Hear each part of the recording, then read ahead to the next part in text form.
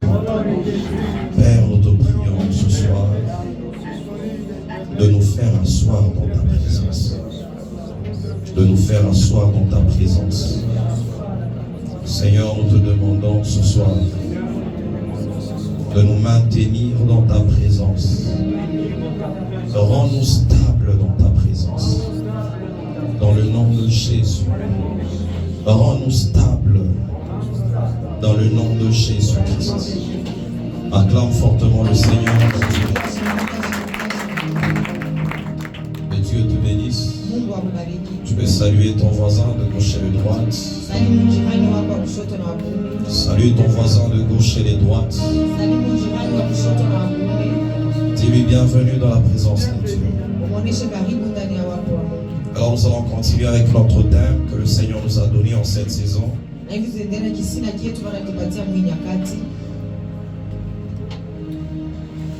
Nous sommes en train de parler du fait d'être assis afin de recevoir à manger. Le thème est en train de dire faites-les asseoir et donnez-leur vous-même à manger. Alors ce soir nous parlerons de la nourriture que nous devons manger. Alors nous allons lire rapidement.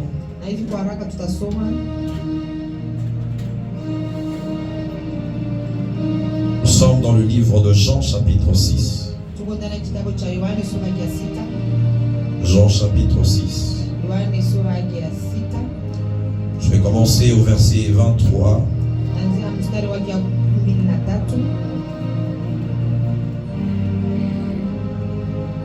La Bible est en train de dire: le lendemain, comme d'autres barques étaient arrivées de Tibériade, près du lieu où ils avaient mangé le pain,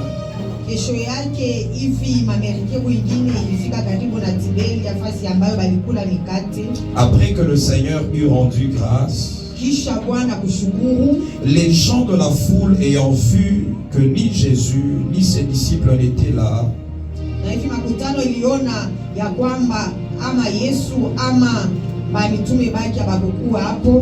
montèrent eux-mêmes dans ces barques et allèrent à Capernaum à la recherche de Jésus.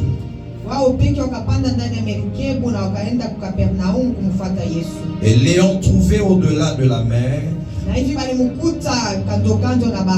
ils lui dirent: Rabbi, quand es-tu venu ici? Jésus leur répondit: en vérité, je vous le dis, vous me cherchez non parce que vous avez vu des miracles, mais parce que vous avez mangé des pains et que vous avez été rassasiés. Travaillez non pour la nourriture qui périt, mais pour celle qui subsiste pour la vie éternelle. Et que le Fils de l'homme vous donnera, car c'est lui que le Père, que Dieu a marqué de son sceau. Amen. Tu peux te rasseoir, tu acclames le Seigneur. J'ai également lu, toujours dans Jean chapitre 6.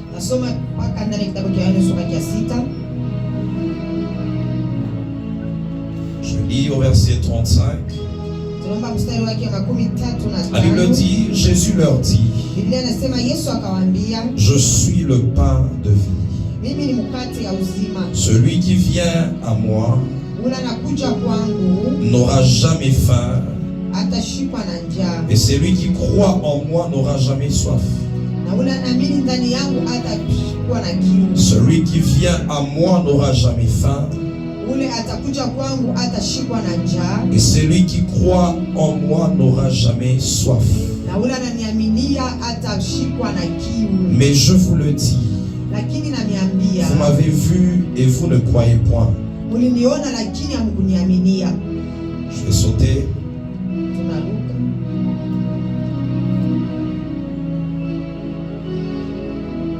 Je vais également lire Verset 48. La Bible est en train de dire: je suis le pain de vie. Vos pères ont mangé la manne dans les déserts et ils sont morts. C'est ici le pain qui descend du ciel, afin que celui qui en mange ne meure point. Je suis le pain vivant qui est descendu du ciel. Si quelqu'un mange de ces pains, il vivra éternellement. Et le pain que je donnerai, c'est ma chair, que je donnerai pour la vie du monde. Verset 53, Jésus leur dit: en vérité, je vous le dis, si vous ne mangez pas de la chair du Fils de l'homme, et si vous ne buvez pas son sang, vous n'avez point la vie en vous-même. Amen. Acclame fortement le Seigneur Jésus. Alors, nous allons parler de la nourriture. Et déjà, en lisant ces écritures, nous comprenons que Christ est en train de parler de différents types de nourriture. Il est en train de parler de la nourriture qui peut périr. Et il parle de la nourriture qui donne la vie éternelle. Et il dit que cette nourriture ne périt jamais. Alléluia. Amen. Alléluia. Amen. La Bible est en train de dire dans le livre de Genèse que Dieu a créé l'homme. Et après avoir créé l'homme, Dieu l'a placé dans le jardin. Et Dieu a donné à l'homme de quoi se nourrir. Lorsqu'on parle de la nourriture, c'est tout ce qui peut maintenir la vie. Ce qui peut permettre à ce que l'homme entretienne la vie. La Bible est en train de dire que Dieu, plaçant l'homme dans le jardin,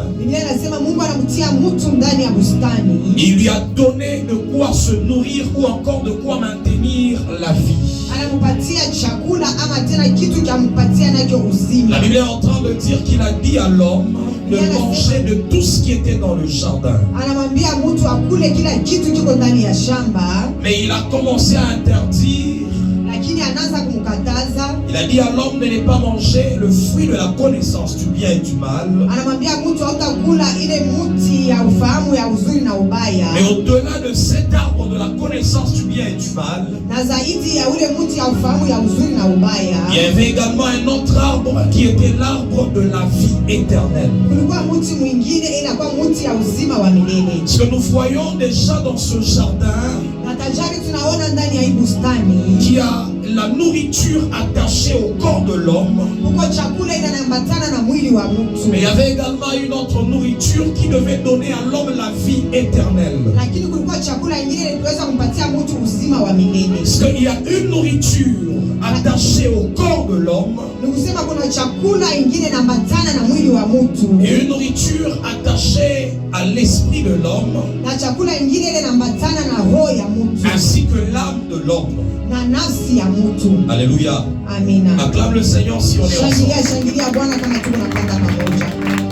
Dans le livre de Matthieu chapitre 4, le 4e verset, c'est Christ lui-même qui est en train de parler. Il dit que l'homme ne vivra pas seulement de pain physique, mais il vivra de toute parole qui sortent de la bouche de Dieu. Parce que l'homme, il a plusieurs sources dans lesquelles il peut tirer diverses vies. Où il peut tirer plusieurs nourritures. Mais la première dimension, c'est la nourriture physique. Et c'est cette nourriture que la foule a mangée étant dans le désert avec Christ. La Bible est en train de dire que Christ a multiplié les pains, il a multiplié les poissons. Et les hommes qui étaient avec lui ont mangé de ce pain et de ce poisson.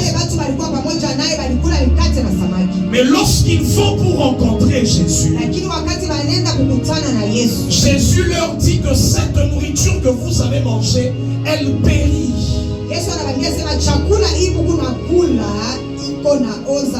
Mais vous devez rechercher la nourriture qui n'a pas à périr.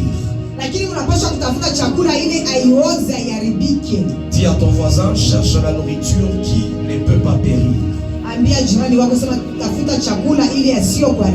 Dis-le bien, cherche la nourriture qui ne peut pas périr.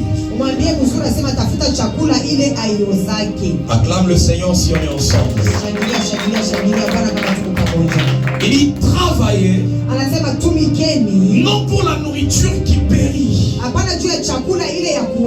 mais vous devez travailler pour la nourriture qui donne la vie éternelle. Après avoir mangé les pains et les poissons, Christ vient pour révéler qu'il y a une autre dimension de nourriture. Christ vient pour révéler que l'homme n'est pas appelé seulement à chercher les éléments matériels. La Bible est en train de dire que la foule est allée les chercher. Et Christ a commencé à dire à la foule, vous me cherchez non pas parce que vous avez vu les miracles, mais parce que vous avez mangé et vous êtes rassasiés. Nous avons cette catégorie d'hommes même dans le temps actuel. Les hommes et les femmes qui cherchent Christ parce qu'ils ont été nourris et ils étaient rassasiés. Ou encore les hommes et les femmes qui sont seulement attachés à la nourriture physique, qui sont seulement attachés aux choses matérielles. Mais Christ était en train de leur dire que ne soyez pas seulement attirés par les choses matérielles, mais vous devez également être attirés par les choses spirituelles. Ce sont ces choses-là qui ne périront pas. Ce sont ces choses-là qui ne peuvent pas périr. Ce soir, je suis venu parler à quelqu'un de ne pas s'attacher seulement aux choses matérielles. Il y a également une vie spirituelle. Il y a également ton être spirituel que tu dois nourrir. Acclame le Seigneur sur les ensemble. Et à ton voisin, tu dois nourrir aussi ton être spirituel. Tu dois donner également la vie à ton être spirituel. Tu dois prendre soin aussi de ton être spirituel. Et l'homme ne vivra pas seulement de pain, mais de toutes paroles qui sortent de la bouche de Dieu. Ce n'est pas une mauvaise chose de chercher le pain qui nourrit notre corps physique. Mais Christ est en train de nous dire dans cette portion des Écritures que nous ne devons pas chercher seulement cette nourriture-là. Parce que cette nourriture sera en train de périr. Mais il attend que toi et moi soyons en train de rechercher une nourriture qui n'aura pas à périr. Et il commence à parler de cette nourriture. Il parle de sa chair et il parle de son sang. Dis à ton voisin, la chair et le sang. Il dit, celui qui mangera de sa chair, il n'aura pas faim. Et celui qui boira de son sang, il n'aura pas soif. Christ était en train de vouloir dire à ce peuple ou à cette foule,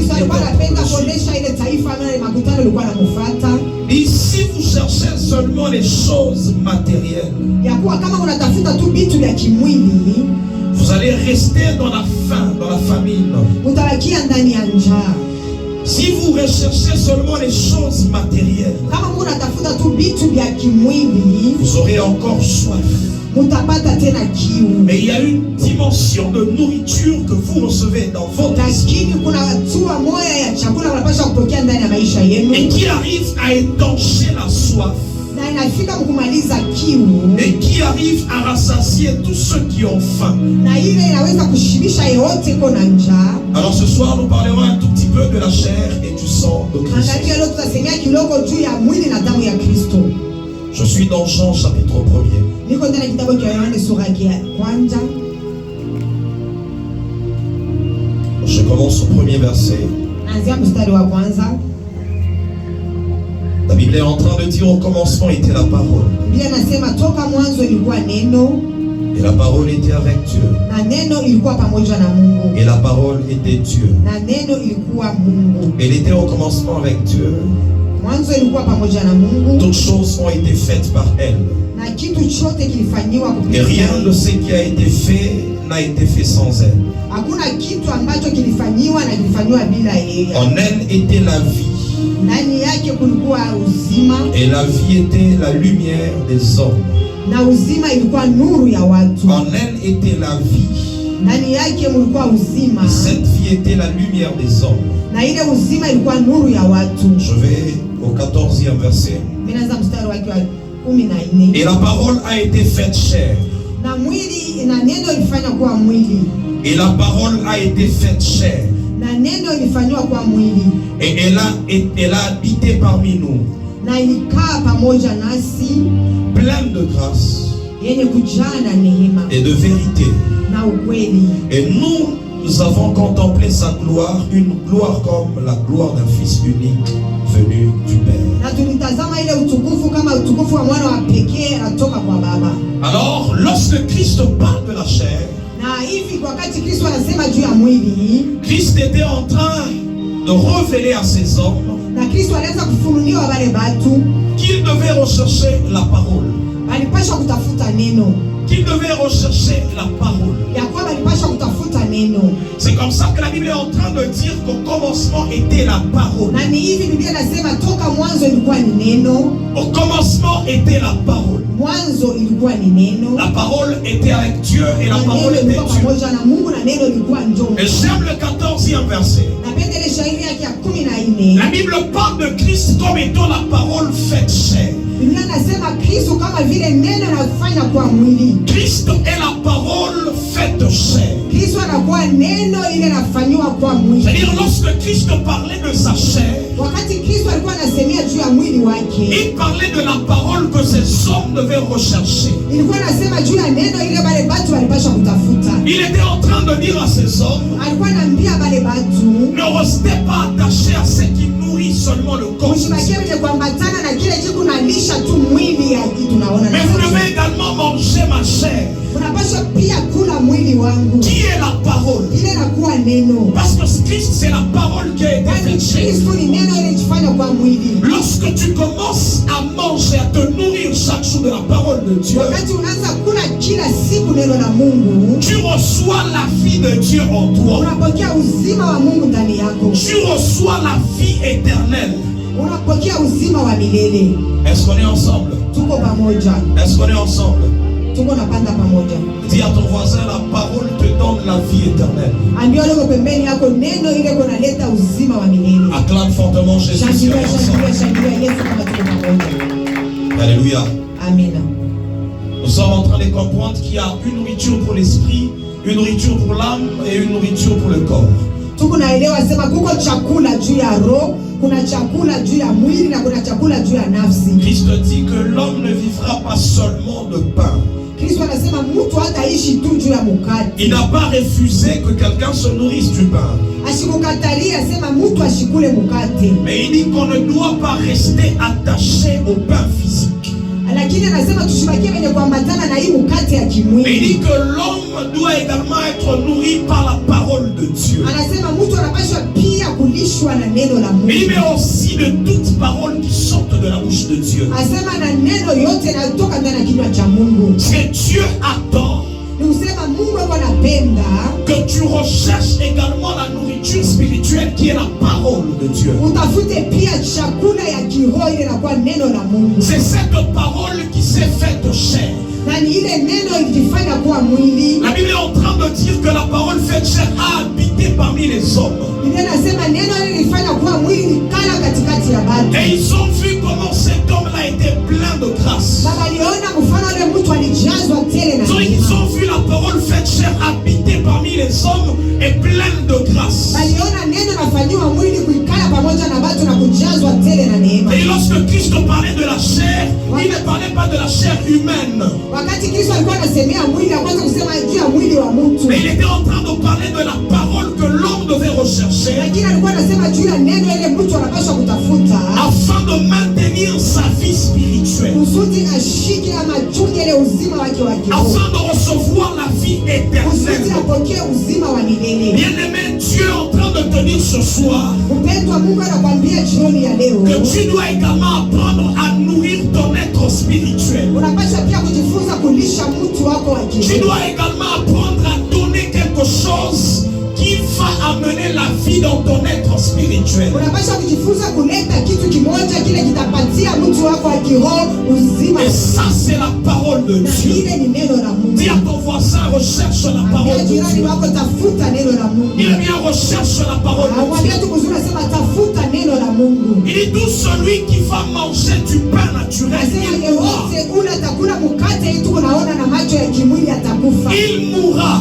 Atakufa. Mais celui qui va manger le pain de vie, Lakini ula takula mkate ya uzima. celui-là, il recevra la vie éternelle. Ula tapokea uzima wa milele. Nous travaillons pour avoir la vie éternelle. Tuko natumika tu tupate uzima wa milele. Nous travaillons pour la vie éternelle. Tuko natumikia uzima wa milele. J'étais en train de dire la dernière fois Nilikuwa nasema hii masiku iliyopita que dans le jardin d'Éden, ndani ya bustani wa Edeni, Dieu n'a jamais interdit à l'homme de manger l'arbre de la vie éternelle. Mungu haya katazaka mtu akule matunda ya kumuti C'est ya que uzima Dieu wa milele. attendait que l'homme vive de manière éternelle, Kusema qu'il Mungu soit alikuwa un être anapenda éternel. mtu aishi uzima wa milele, akuwe kiumbe cha milele. C'est qu'au-delà de la nourriture physique que Dieu avait donnée à l'homme dans le jardin d'Éden, Kusema zaidi ya chakula ya kimwili ile Mungu alimpatia mtu mshamba ya Edeni, Dieu avait également prévu un arbre pour la vie éternelle. Mungu alitayarisha pia mti juu ya uzima wa Et milele. Dieu attendait que l'homme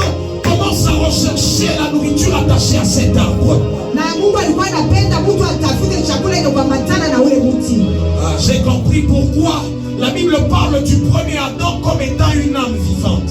Na mimi naelewa juu ya nini Biblia inasema Adamu wa kwanza kama vile inakuwa nafsi mzima. Mais on parle de Jésus comme étant un esprit vivifiant. Lakini banasema juu ya Yesu kama vile roho yenye kuleta uzima. On voulait tout simplement dire que Adam, lui, n'avait pas la vie éternelle. Alipenda tu kutuonyesha sema ndani ya Adamu mkwe uzima wa Mais milele. Adam devait continuer à manger de l'arbre de la vie éternelle, Lakini Adamu vivre alipaswa l'éternité, kuendelea kuna ile tunda ya kuleta rester un uzima. être Juu éternel. abakie kiumbe cha Mais milele. lorsque Christ est venu, Lakini wakati Kristo alikuja, il dit qu'il est lui-même le pain de vie. anasema yeye peke ni mkate ya uzima. Et en lui-même, il y avait cette vie Kusema éternelle. ndani yake kulikuwa ile uzima wa milele. La vie éternelle n'était pas en dehors de Christ.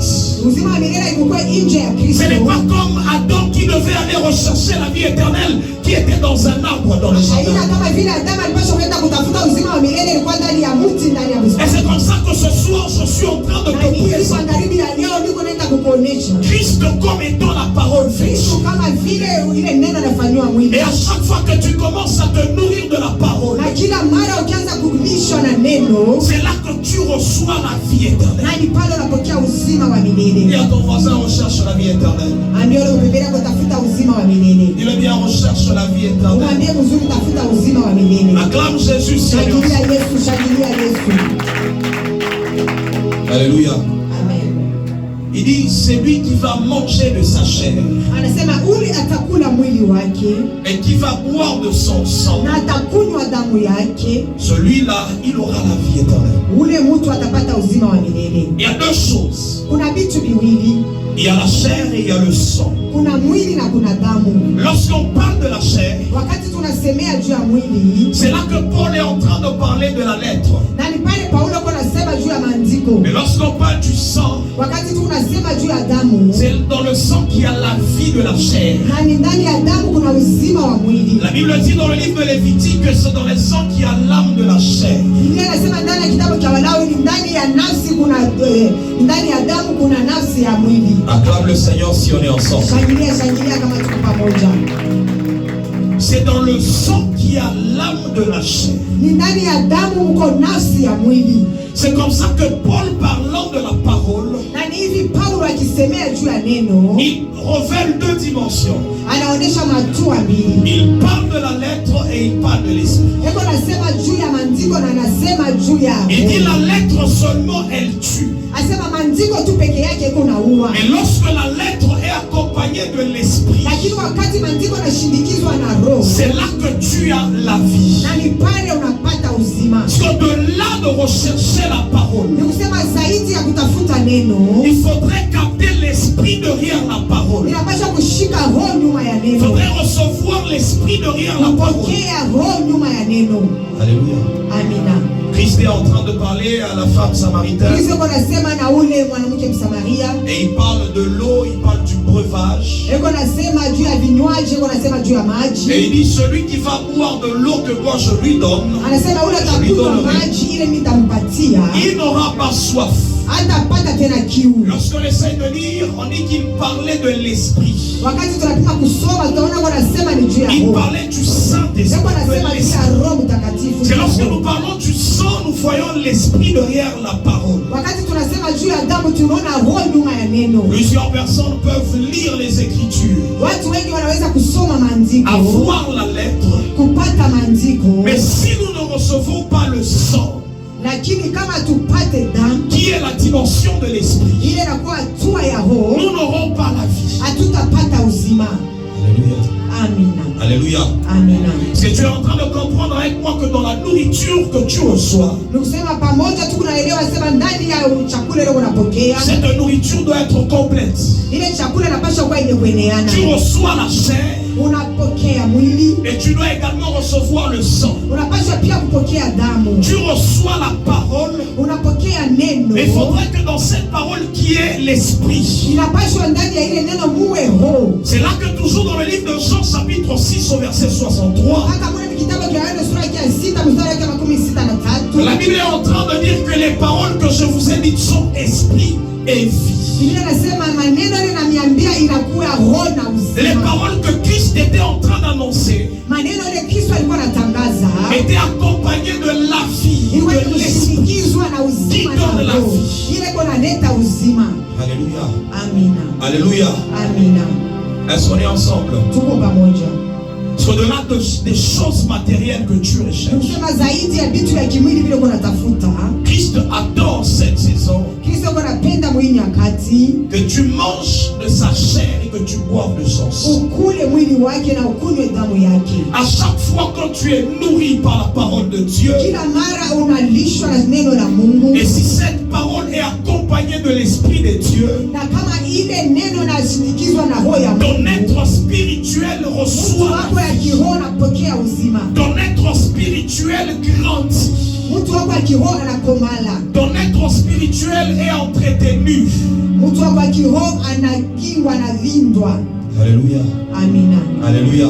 Amina. Dis à ton voisin, tu dois apprendre à entretenir ton être Asema spirituel. ujifunze kulinda, kukinga mtu wako ya Mais kiroho. c'est par la parole de Dieu que tu entretiens ton être Na ni spirituel. kupitia neno la Mungu mule unaenda kukinga ama kuchunga. Et c'est cette parole qui est la nourriture qui ne peut pas périr. Na ile neno la kwa chakula ile haitaweza kuharibika. C'est comme ça que dans la prière que Christ nous laisse, Ndio kwa maana ndani ya ile maombi Kristo anatuachia. il donne-nous aujourd'hui notre pain quotidien. Asema utupatie chakula yetu ya kila siku. Donne-nous chaque jour notre pain.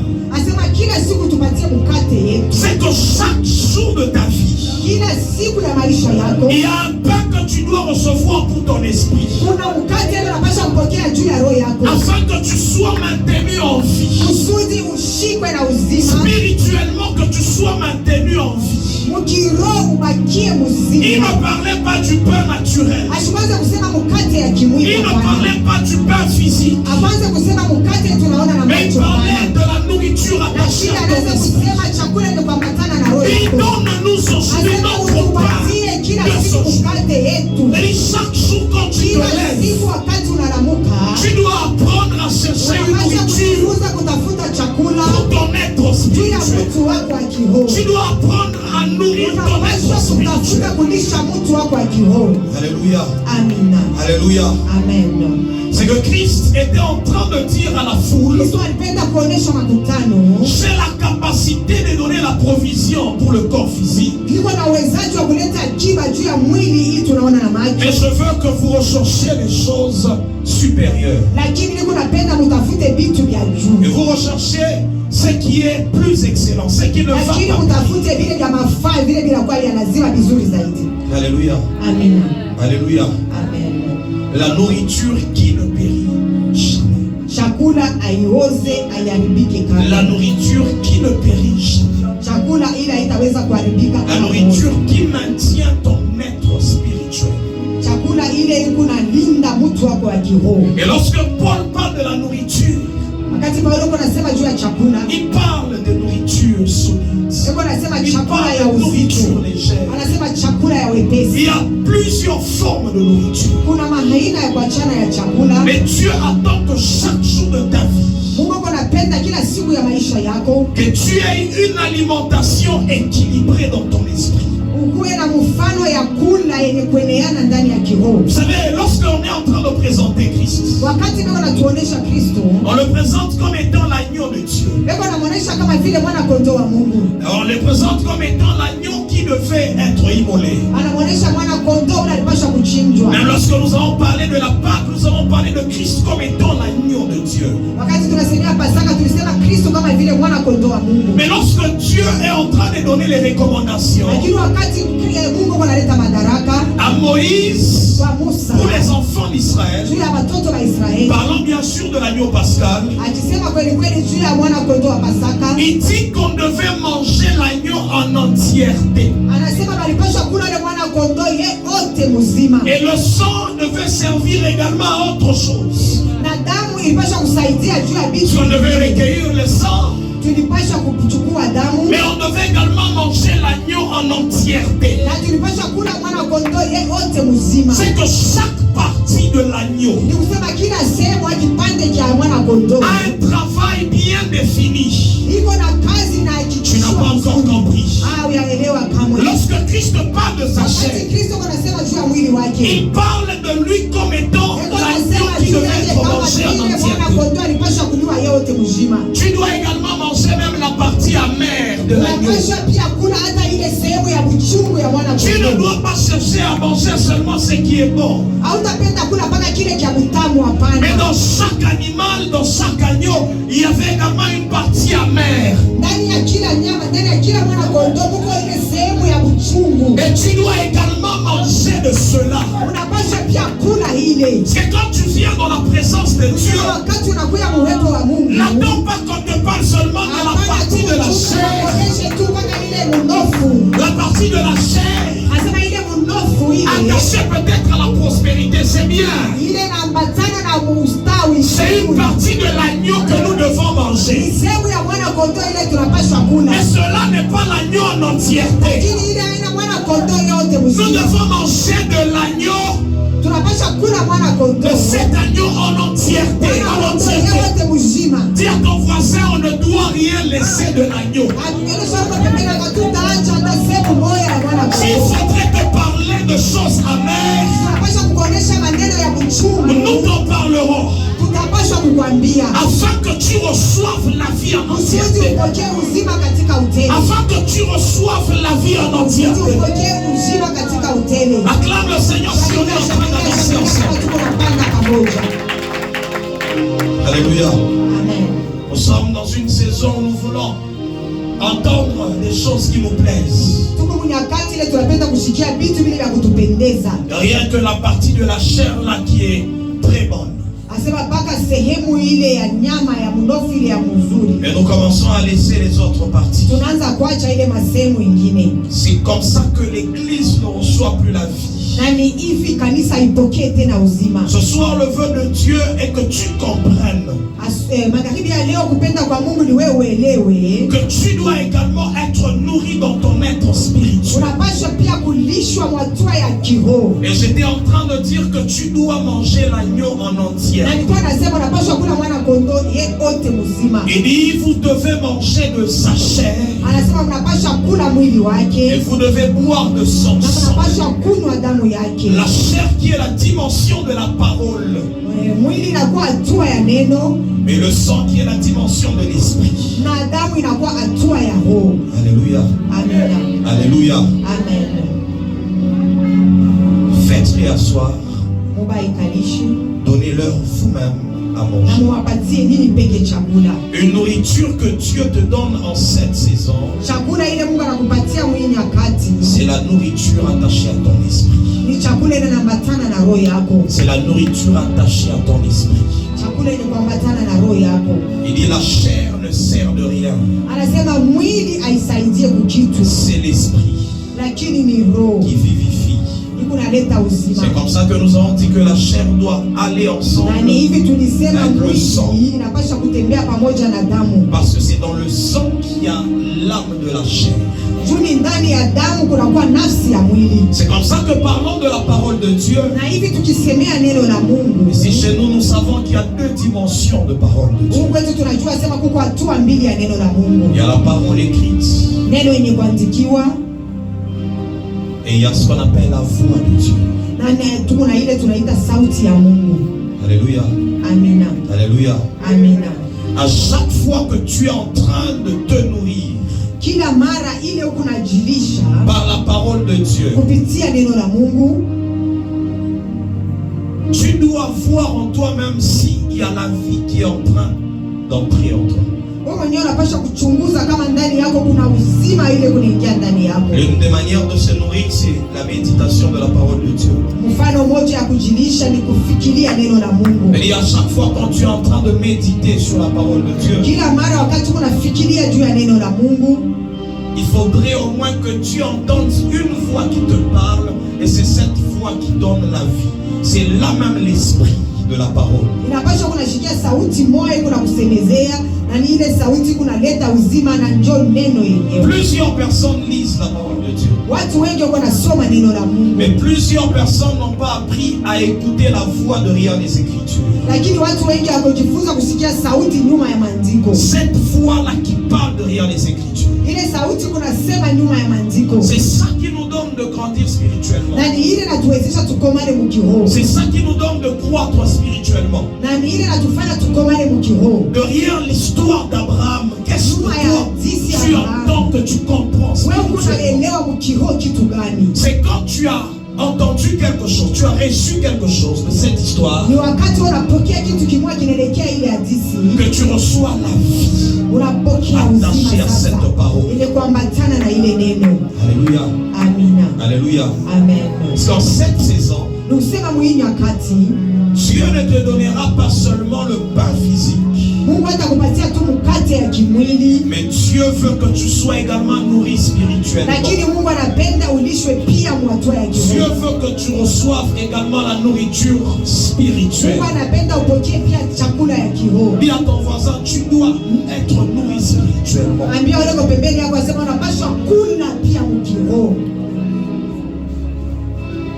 Alléluia. Amen. Il donne de quoi se nourrir dans le jardin d'Éden. Mais il y avait également un arbre de la vie éternelle. C'est que ce soir, je suis venu te dire, au-delà de la vie physique, il y a également une vie spirituelle. Et tu dois également entretenir cette vie spirituelle. S'asseoir en cette saison nous permettra d'être nourris spirituellement. spirituellement aussi. itaturuhusu tukule mukiroho. L'homme ne vivra pas seulement de pain, Mtu hataishi tu juu ya mais mkate, de toutes paroles qui sortent de la bouche. lakini juu ya neno yote inatoka mkinywa cha Mungu. Ce soir, que cette parole nourrisse l'esprit de quelqu'un en nom de Magharibi ya leo hii neno ilishe roho ya mtu mmoja mjina la Jésus. Yesu. Que quelqu'un mange la chair et qu'il boive le sang. Mtu mmoja akule mwili na akunywe damu. Et je suis en train de prier pour quelqu'un ce soir. Na niko naombea mtu mmoja magharibi ya leo. Que tu reçoives la vie dans ton esprit. Upokee uzima ndani ya Il dit, celui qui mangera de ma chair, Sema unatakula mwili wangu, il n'aura plus faim. atashikwa tena na njaa. Nous sommes dans une saison Tuko mnyakati où malgré que Dieu te donne de quoi te nourrir physiquement, anakupatia chakula ya kimwili, tu sentiras qu'il y a toujours un vide en toi. na utasikia kuna utupu moya ndani Ce yako. vide ne peut être comblé que par sa Lakini ile parole. utupu unaweza par kujaza sa chair. kupitia neno, kupitia Il mwili. dit, celui qui boira de son sang, il Sema n'aura pas soif. unatakula kunywa damu yake, atashikwa na Ce kiu. soir, le feu de Dieu est d'étancher la soif de quelqu'un. Magharibi ya leo kupenda kwa Mungu ni kumaliza kiu. Il y a des hommes qui ont l'argent sur cette terre. Kuna watu wana fedha Des hommes qui ont des biens matériels sur cette watu wana terre. vitu vya kimwili mwa hii dunia. Et ils sentent qu'ils ont faim, ils ont Lakini soif wanajisikia bebo na njaa, bebo na kiu de certaines choses. ya vitu vingine. Et ce soir, je suis en train de te dire que c'est de la Magharibi ya parole leo de Dieu. tunakwambia sema ni njia Tu neno la sens Mungu. qu'ils ont besoin. Ile wanajisikia kama La chair et l'esprit. ile inakuwa La mwili parole et na l'esprit. neno C'est inakuwa ça qui sera en train d'étancher la soif. ile itaanza kumaliza C'est ça qui kiu. sera en train Ile d'étancher itaanza kumaliza la famine. njaa La famine dans la vie de quelqu'un. ndani ya maisha ya mtu J'aimerais que mmoja. quelqu'un commence à élever sa Pesa voix mtu aanze kunyanyua sauti et yake, qui commence à dire, aanze kusema Seigneur, je suis là ce soir. Bwana, mimi ni hapa magharibi ya leo. Donne-moi de cette nourriture. Patie ile chakula, Donne-moi de cette patie nourriture ile chakula qui sera en train de me rassasier sasa spirituellement. kunishibisha mkiroho. Donne-moi de ton sang.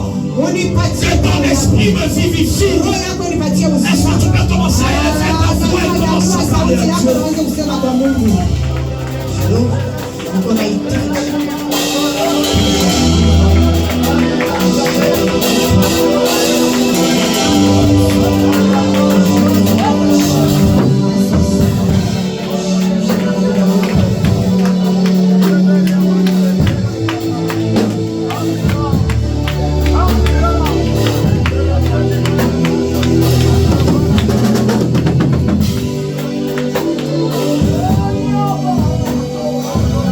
Est-ce que tu peux prier?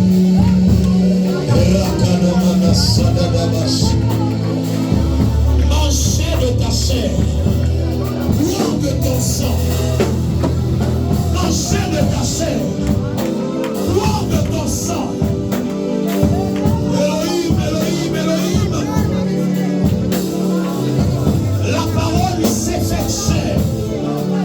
La parole a été faite chair. Christ parlant de la chair, il parlait de son corps. Il était la parole. Qui était la parole? Qui était la parole? Et je veux recevoir la parole. Je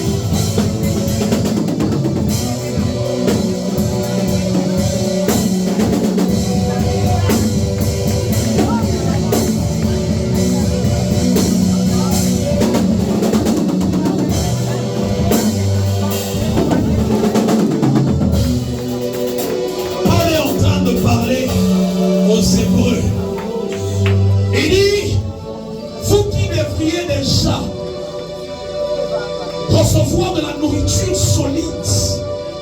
Vous avez encore besoin de lait et non de la nourriture solide. Ce soir, je suis en train de voir quelqu'un qui va croquer même les os dans le monde spirituel.